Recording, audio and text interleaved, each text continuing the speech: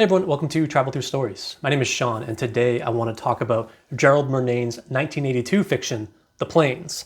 Gerald Murnane is an Australian writer, and he's a writer that I've been increasingly fascinated with over the past few months. The reason for my fascination is that he sort of has a cult following. He isn't super well known outside of Australia, though the past 5 to 8 years or so, this seems to have been changing a bit, but many readers consider him to be one of the greatest living English language authors. And I'd be lying if I didn't mention that one of the other reasons why I'm so fascinated with Murnane is because of these off-cited eccentricities of his character. He's never been on an airplane and has never traveled outside of Australia. He's rarely been outside of the state of Victoria. He taught himself Hungarian so he could read some Hungarian poets. He works at a bar at this local golf course, and this golf course actually hosted a conference on his work in, I believe, 2017, maybe 2018. And he was one of the bartenders for the event. He has this really strange spoken word album that I came across the other day, which is basically him just reading poetry over like a banjo and other minimalistic music. But the first song is a 1,600 word sequence of palindromes. Anyways, the more I learn about this guy, the more I'm fascinated by him. Go read the list of file names for his personal archive. There's some crazy stuff in there, and we only know the names of each of the files. It seems like he's been spending a lifetime creating an entirely new world in his archives. But again, alongside all of these eccentricities, and there are plenty more that I didn't list, he's often considered one of the greatest living English language authors, and he's always in contention for the Nobel Prize. So with this in mind, I picked up Border Districts at the end of last year, and I read it, and really had no idea what I just read. So then I picked up his short story collection, Stream Systems, read a bunch of those short stories, and really didn't get what was going on. So a few weeks ago, I picked up The Plains, which is quite short and often regarded as one of his best works. It's probably his most famous. And now I think I'm starting to begin to understand Murnane a bit. But there are very few authors that I'm consistently drawn to, even though they entirely elude me. Murnane is a writer that I keep reading, and every time I read, I fail to fully understand what I just read. And I need to be clear that this isn't the type of confusion that you get with like maximalist postmodern books that are full of like wacky and wild plots and everything's crazy and you don't really understand what's going on. But with Murnane, it's more like you read a sentence and you think you understand it, but it just seems like it's a bit too blurry. The meaning behind the sentence is just a bit too far out of reach to fully grasp and hold on to. Let me actually just illustrate this experience of reading Murnane with a quick example from The Plains of a sentence that I keep rereading. None of the scholars I mention can even guess how many successive encroachments of afternoon sunlight on the shadowy corners of libraries will have bleached the glossy inks on the books that they open at last. Now this is a beautiful sentence, even taken out of context, with a string of gorgeous images that embed in your mind's eye. You can perfectly see what's being described here as we move into these open books. And this series of images convey a feeling. For me, it's a feeling of loss, of futility, of inadequacy. But every time I read this sentence, I'm left asking, what does the sentence actually mean? Each part of the sentence, each image, each clause makes logical sense. And I can see that it's, about time passing and stuff like that, but I can't fully pin down the meaning behind these images. There's a precise connection between the images and the words used to convey those images. But for me, and I'm kind of an idiot to be fair, the meaning itself is hidden. And I realize that I'm just kind of explaining how poetry works at this point, but I hope you can kind of see what I'm getting at. This might not be a perfect example, but it's a pretty good example, I think, and it's an often cited example of Murnane's prose and how he uses these crystalline images to convey feelings. But for me, the exact meaning behind these images remains a bit blurry. It's like it's just out of sight and you can squint and barely make it out, but it still remains just out of focus. If you want a more eloquent analysis of Murnane's sentence-level writing, read the introduction chapter to this book by Brendan McInerney, who compares Murnane's sentences to the Zen koans as they're almost riddles. But in McNamee's words, their unanswerability is the, quote, source of endless attraction. And let me actually just read you how he describes Murnane's prose. One of Murnane's unique ways of dealing with the subject is through the construction of occasional sentences that, despite their surface logic, defy definition. They obey all the rules of grammar, but seem somehow to elude meaning, and the conveyance of meaning, you might imagine, is the essential purpose of sentences. In doing this, they leave the reader suspended momentarily in a space that is indefinable. They seem to be both there and not there, and in this they reflect the illusory nature of the individual self, something that is both there as long as we are trapped in relative consciousness, and not there when we free ourselves from this prison. So suffice to say, Murnane's prose engages with a form of abstraction while remaining precise. It's both embedded with logical meaning, but eludes singular meaning. And this is a contradiction that I just find fascinating. I find that when I read Murnane, I'm constantly rereading his sentences. And each time I reread them, I grasp onto it a little bit firmer, a little bit more firm, but I never fully grasp it. And actually, Murnane wrote of his own sentences, quote, "My sentences are the best shaped of any sentences written by any writer of fiction in the English language during my lifetime." And then he adds, "The previous sentence is a fair average sample of my prose." This is just really funny, but the reason I focus so much on Murnane's prose before actually talking about the Plains itself is because this is exactly what the Plains is about. It's about the inherent disconnect between words, images, and meaning. It's about the inability to fully capture and express meaning, whether through words or images, our two main tools for conveying meaning, as the only real meaning exists in the topography of the mind. That's Murnane's phrase, inside your head. And I'll keep coming back to that phrase, topography of the mind, throughout this video. But at the core of the Plains is the disconnect between reality and your interpretation or perception of reality. And further, the disconnect between your perception of reality and the words and images that you then use to convey that reality. So, as I'm sure you can see, this book is very metaphysical, but there is a plot. This book is about a man who travels inland to the plains of Australia, to the interior of Australia, in search of a wealthy patron to fund his project of creating a film about these plains called The Interior. I hope these emphases on the interior make it clear that this book is just as interested in the individual's interior as it is about the interior geographical region of Australia. Throughout this book, our unnamed narrator, almost all of Murnane's characters are unnamed, talks with many of these plainsmen, these wealthy landowners who live in these big houses just on the edge of the plains, and they often just sit all day and look out their windows and think and contemplate the plains. And our narrator talks with them and tries to understand them as he works to create this film about this region. And I'll spoil the book for the next 6 seconds as the plot really doesn't matter, but eventually he finds a patron, lives with him for many years, and never makes the film. The opening lines of this book are brilliant. 20 years ago, when I first arrived on the plains, I kept my eyes open. I looked for anything in the landscape that seemed to hint at some elaborate meaning behind appearances. My journey to the plains was much less arduous than I afterward described it, and I cannot even say that at a certain hour I knew I had left Australia. But I recall clearly a succession of days when the flat land around me seemed more and more a place that only I could interpret. As you can see, this book is about a search for meaning, and as such, I must warn you that this video is not going to provide any answers. Like I mentioned earlier, Murnane's fiction, more so than a lot of writers that I've read, constantly evades answers. This is a book about searching, not finding. And as such, any attempt to create a universal or singular meaning from this book seems to me both futile and, I think, antithetical to the work itself. Our narrator attempts to find meaning, and that meaning will probably be different than the meaning that will derive from his words about that meaning. But in these opening lines, we see that our narrator enters this surreal kind of other world, and he's on this quest in the hopes of finding something. And what he finds are all of these plainsmen, all of these people who live in the plains, who hang out at bars and contemplate the plains and talk about different interpretations of the plains. And so, importantly, the plainsmen seem to be on a similar quest. And then the door from the street was flung open, and a new group of plainsmen came in from the dazzling sunlight with their afternoon's work done and settled themselves at the bar to resume their lifelong task of shaping from uneventful days in a flat landscape the substance of myth.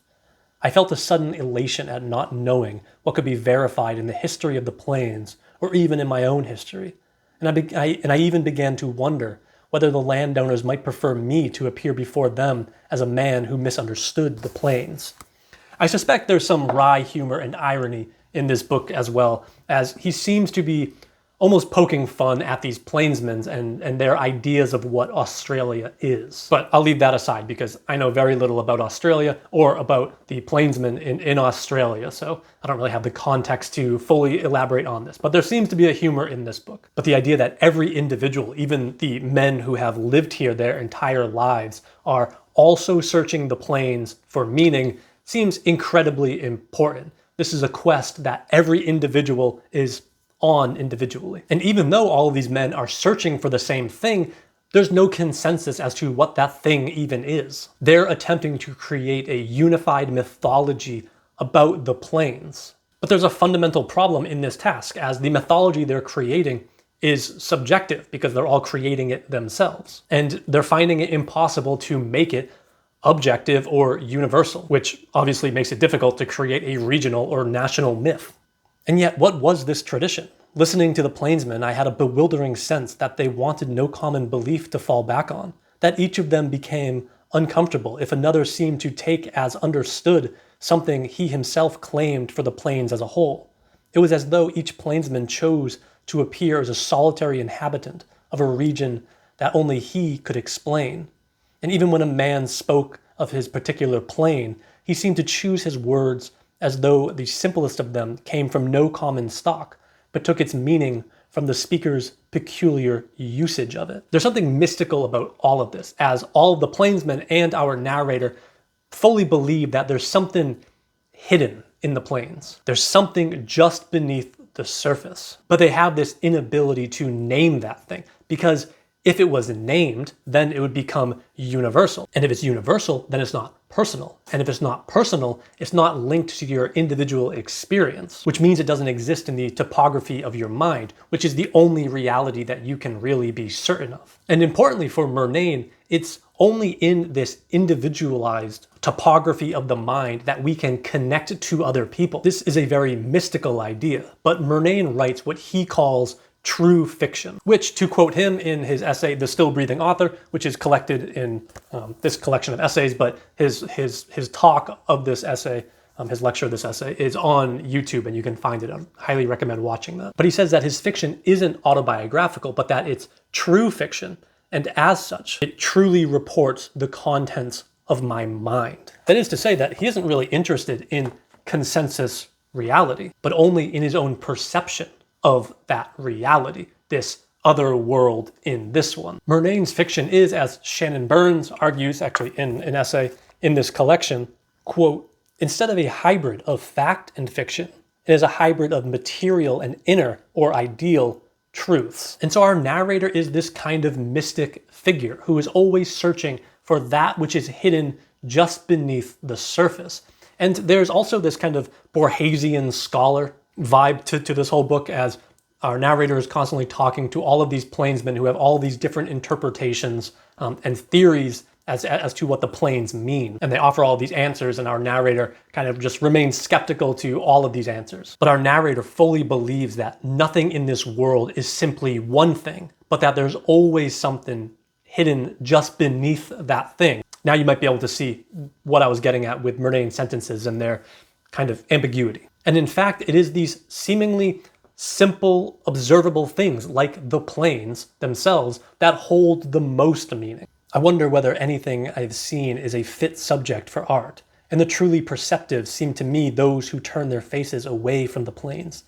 Yet the next morning sunrise dispels these doubts, and at the moment when I can no longer look at the dazzling horizon, I decide that the invisible is only what is too brightly lit. There's this disconnect between the seen and the unseeable. There's an idea running throughout this book that which is too visible, too seen, like the plains themselves, actually become the inverse. They become invisible. In the plains, it's really the Australian plains just north of Melbourne that are the most constant image in this book, and not just in this book, but in almost all of Murnane's fiction that I've read. They are what the narrator and Murnane are trying to capture, but are failing to capture. Because how can you capture in words or images these planes which exist in the real world and, more importantly, in the heads of Murnane and our narrator? The planes are too expansive. They're too big for any individual to fully hold on to. And they only grow exponentially when you consider that the planes exist in a unique form in the head of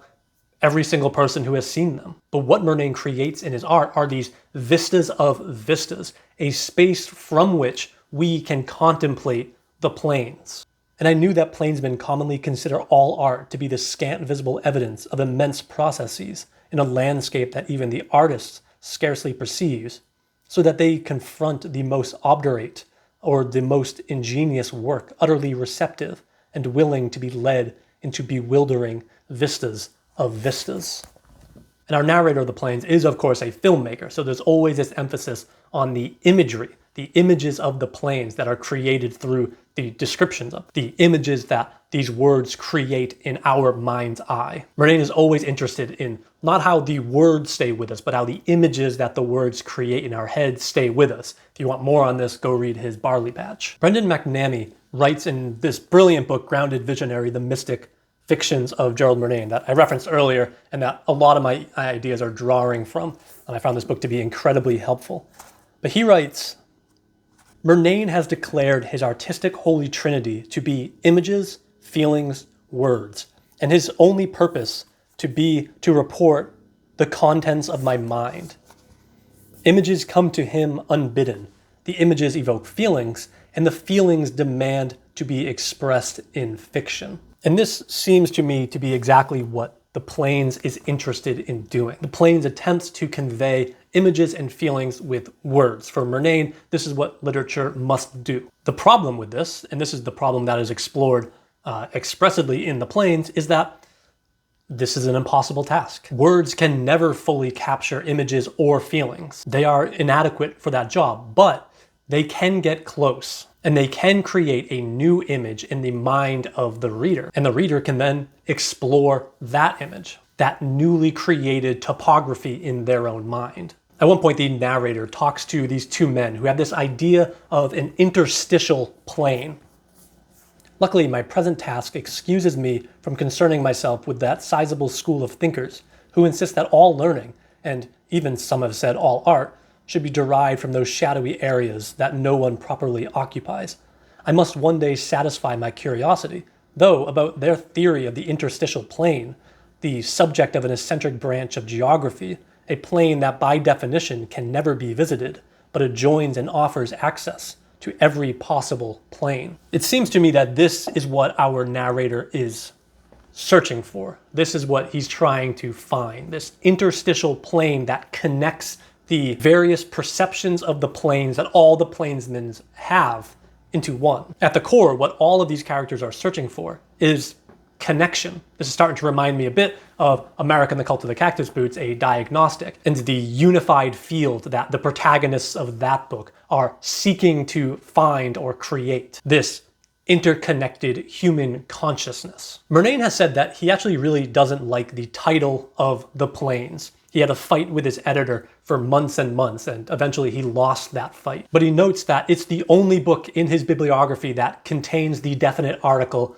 the. And he doesn't really fancy the definite article. In the essay, The Still Breathing Author, which again is collected in this book and it's also on YouTube, he notes that, I wish I had the time to try to explain my extreme dislike of titles beginning with the definite article, which is just hilarious because again, that paper was given at a conference on Murnane in his hometown at his local golf course. He could have gone over his allotted speaking time by like 2 hours and not a single person there would have even thought to question it. Anyways, the title he wanted for this book is Landscape with Darkness and Mirage. And this, I think, helps us understand a bit more why this search is in the end a failure, a noble failure, but a failure. It's because you cannot capture the plains with words or on film. You cannot ascribe it meaning through those mediums. Both the words describing the plains or the film that shoots the plains are